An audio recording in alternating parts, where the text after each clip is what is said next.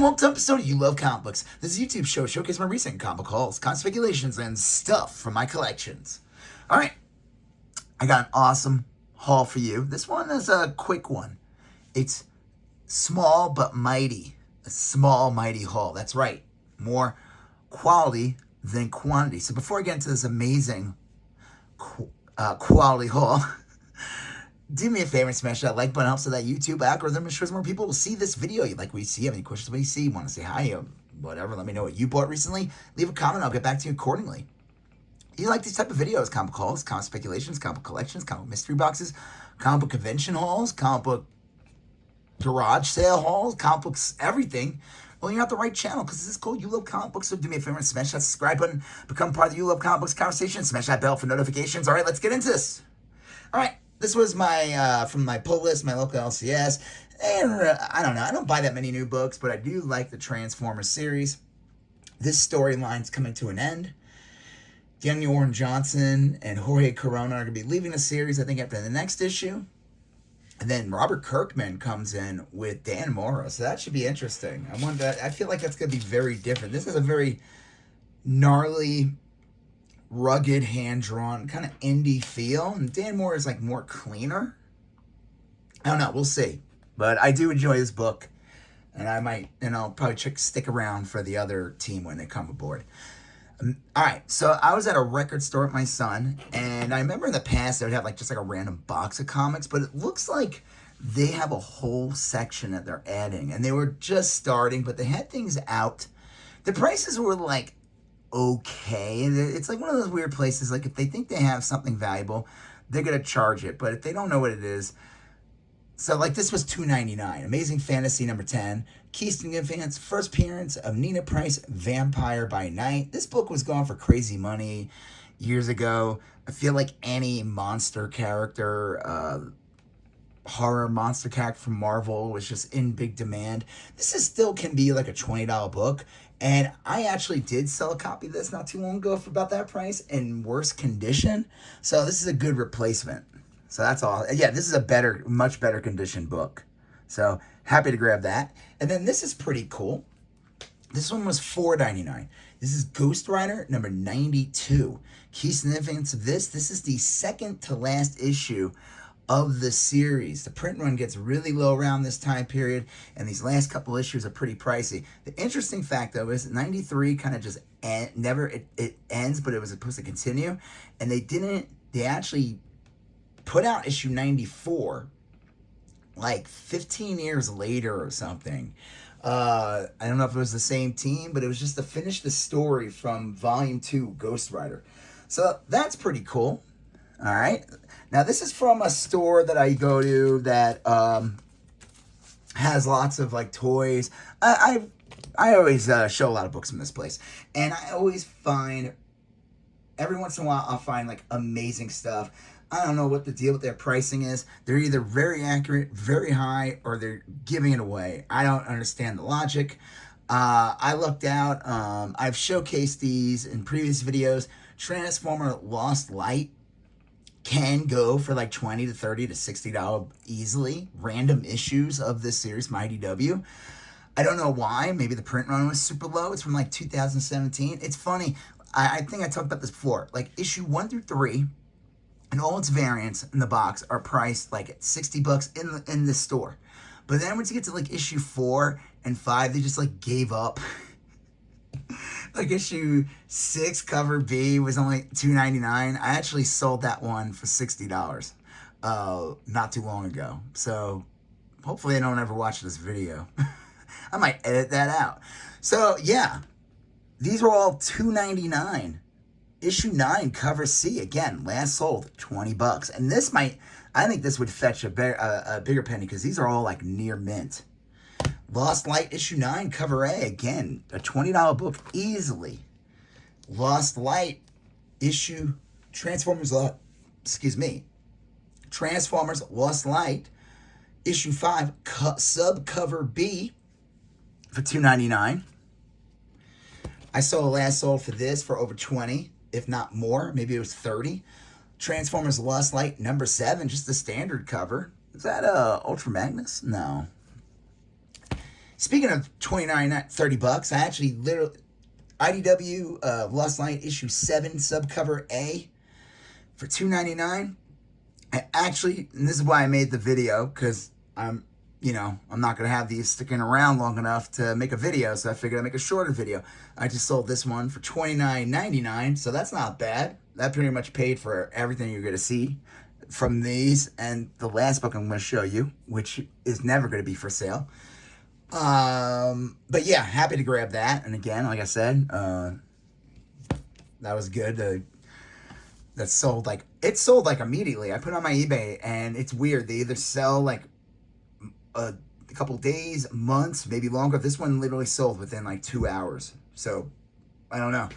This was only $9.99, and it's not the greatest condition, but I don't really care because it's a Silver Age Amazing Spider-Man number 54 with Dr. Octopus. There's a tape pull here, as you could see. I mean, this is like, I don't know, a 2.5. I mean, the cover's attached, but it's like, I wouldn't snag at it. It would come right off.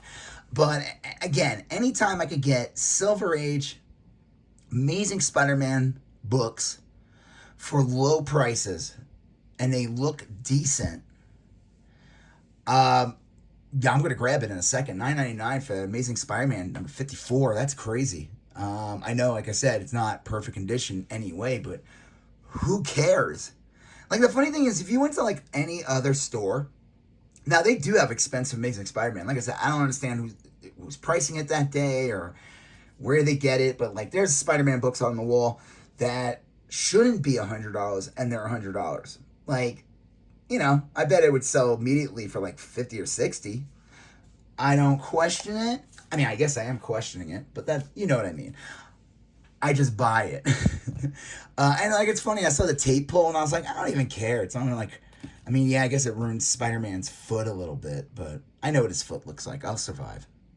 But like I said, I looked through it. The story's complete. The cover's attached, but, like, not, I would say it's like a 2.5, maybe 3. I don't know. I'm not a grader. All right. So that was an awesome get. The Lost Light books are great. I ain't gonna lie. I buy those the flippity. And these I buy to keep forever. Well, you don't keep them forever. You kind of technically just rent them. But no, they're going to come with me. I'll make sure of it. They'll come with me in the end. All right, here's from the last store. Just 2 more. Like I said, it's not a long video, but it was mighty. Tiny, but mighty. Here we go. Space Ace number 2 from CrossGen Entertainment. Don Bluth presents. Did Robert Kirkman draw this? Write this? Wait, hold on. Let me look this up. Now, this thing is in excellent condition. These books, like Dragon's Lair, that comic goes for a lot. And this one goes for a decent amount, too. I only paid $2.99 for this. This thing's got last solds of like 20 or 30 bucks. I wish he had the full series. He just had random issue 2. Who did it? Yeah, Robert Kirkman did the... Look at that. He wrote it. What year is this? 2003. So, I don't know if you ever played these video games. They're kind of I mean, in the big picture, they were amazing back in the day, but they're just BS. They were like these games. It was a cartoon, and you just had to move the controller real quick when you saw a light, and they would jump to it. The character would jump to it, and if you missed it by even just a half a second, you died, and then they would show a death scene. It was a quarter muncher. Happy to get this, though. That's awesome for just $2.99. And then the last book, which I paid the most for in this haul, but, I think I got a good deal on it. He had it for $35, but he ended up giving me for $30, so that was nice of him. I took it out of the bag because I'm going to flip through it a little bit and show you guys. Marvel Preview presents The Punisher. Issue 2. Now, I don't know what anybody know what is in Marvel Preview Presents number 1? I actually went on Key Collector. I'm sure I could look it up real quickly. But I went on Key Collector, and that's not even a key, which is kind of funny. This is a key. I guess is this considered his first solo story? It's his first appearance of his wife, or first mentioning of his wife. It's also the first appearance of Dominic Fortune. I don't know if he's a character that's relevant at all anymore, but he was like in a Marvel premiere, and I think he might have had a series. This is pretty cool though, the art and everything. Like this is a magazine. Like there's articles and stuff, but that's pretty cool. Who's in the art? Well, Len Wein, no. What's going on here? Oh, here we go. Okay. So, The Punisher, Jerry Conway, and Tony DeZunga. And then, oh, Howard Chaykin did this. Okay, that makes sense. Man, that guy's been around forever. He's still alive. He's kicking. He's still making, I think he still makes art. But, okay, hold on. I'm going to just flip through it. So, you know, obviously these were black and white, but I think this might be considered the Punisher's first solo story. And pretty early appearance because, you know, he appeared, I think his first appearance is like 1973 in Spider-Man. Is it 73? I think it is 73. And you know, Spider-Man 129. And then here, so like there's articles, but then here's Dominic Fortune. And again, by Howard Chaykin. So that's really cool. This was an awesome get. It's like a fine. I'll just say it's a fine. I'm not gonna like, oh, it's a fine plus. I mean, it's complete. It could use a cleaning. I mean, it's got stresses and everything, but it still looks amazing.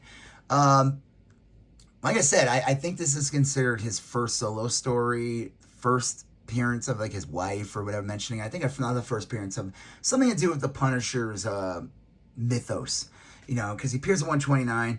And he's technically a bad guy. He shows up again at 134 on the end of the last page. That's the second appearance. I only want to let you tell differently. 134, Amazing Spider-Man, is the Punisher's second appearance. He appears on a full page. And he does stuff. 135 is his third appearance, second cover appearance. And then he doesn't show up till like 160.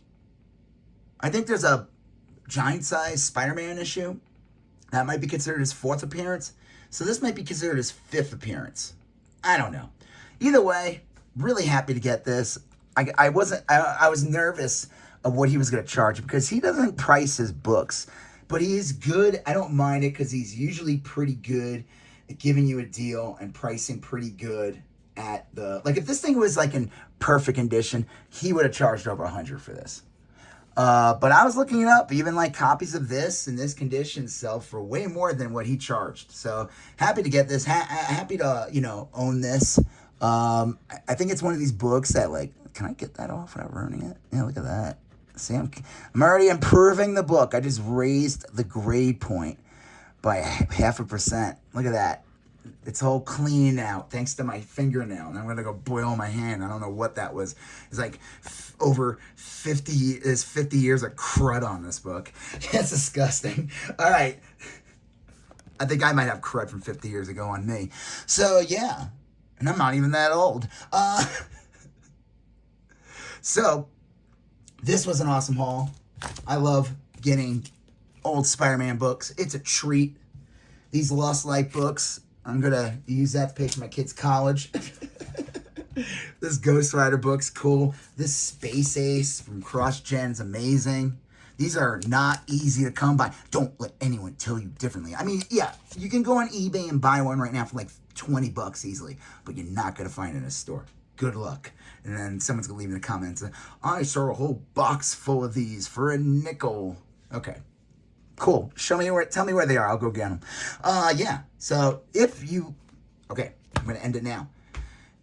If you like this, do me a favor. If you like this video, smash that like button, leave a comment, hit that subscribe button, become part of You Love Comic Books conversation, smash that bell for notifications. Check out the links to all the videos. Check out the links in all my videos on YouTube. I have a link to my Instagram where you could see stuff from the hauls and stuff from my collection, and then hit that, and also the link to my eBay where I sell comics, trays, toys, video games, vintage tees, and more. You're gonna see a previous video here. You're gonna see a previous video there. You're gonna smash the subscribe button. I'll talk to you guys later. Have a good one. Bye-bye.